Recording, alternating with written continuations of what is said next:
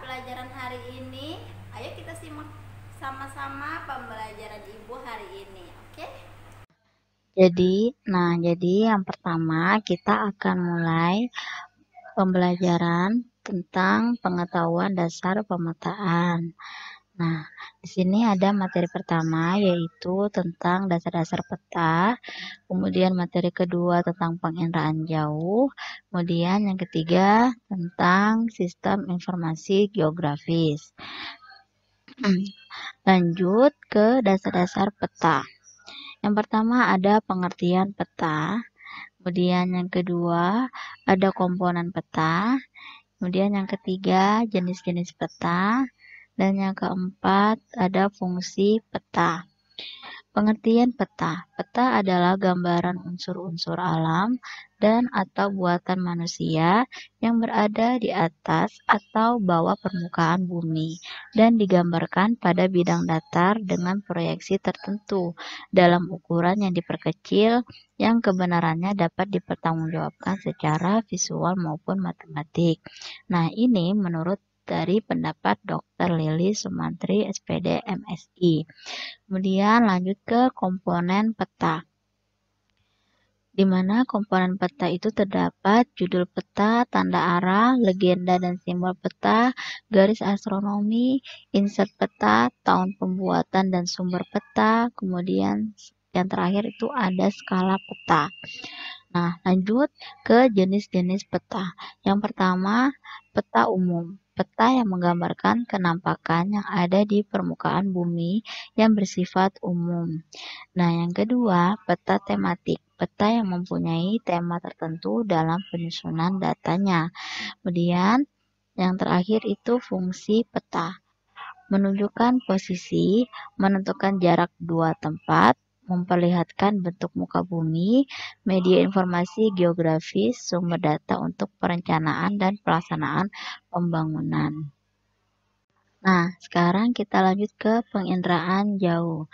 Yang pertama yaitu pengertian penginderaan jauh. Yang kedua, komponen penginderaan jauh.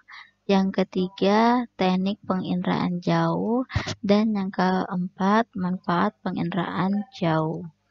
Nah, ini penginderaan jauh yang pertama yaitu penginderaan jauh adalah pengukuran atau akuisisi data dari sebuah objek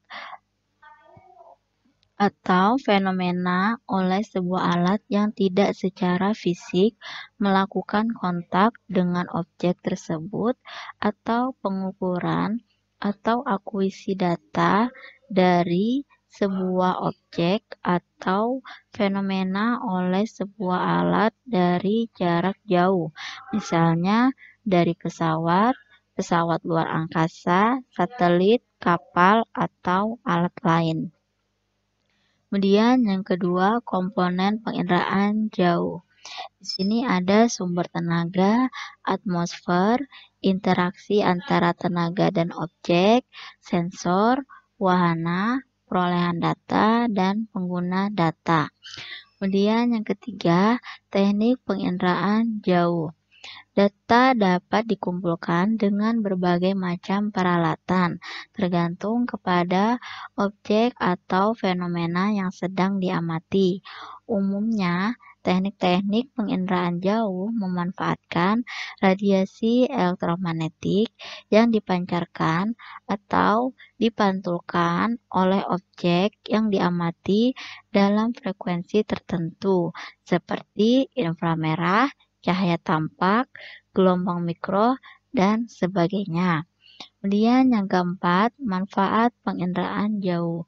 Bidang geodesi, bidang kelautan, bidang hidrologi, bidang geologi, bidang meteorologi dan klimatologi, dan yang terakhir, bidang oseanografi. Nah, materi kita yang terakhir yaitu tentang sistem informasi geografis. Yang pertama, pengertian SIG atau Sistem Informasi Geografis. Menurut Aronoff tahun 1989, SIG adalah sistem informasi yang didasarkan pada kerja komputer yang memasukkan, mengelola, memanipulasi, dan menganalisa data serta memberi uraian. Kemudian yang kedua, menurut Petrus Paryono, SIG adalah sistem berbasis komputer yang digunakan untuk menyimpan, memanipulasi, dan menganalisis informasi geografi.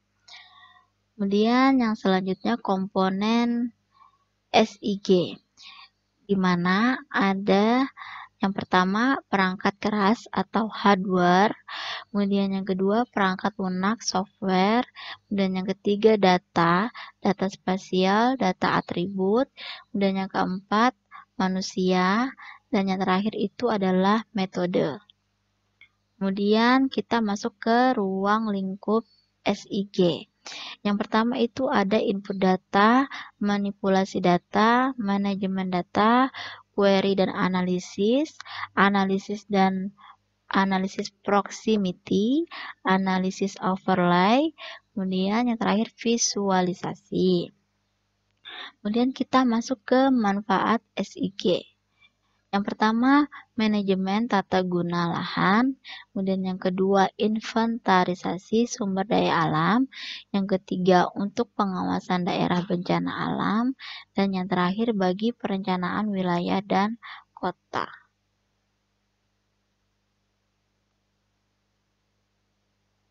Nah, itu tadi video pembelajaran dari Ibu. Semoga bermanfaat, semoga kalian bisa pahami, dan jangan lupa terus belajar di rumah dan juga jaga kesehatan, selalu berdoa dan membantu orang tua di rumah.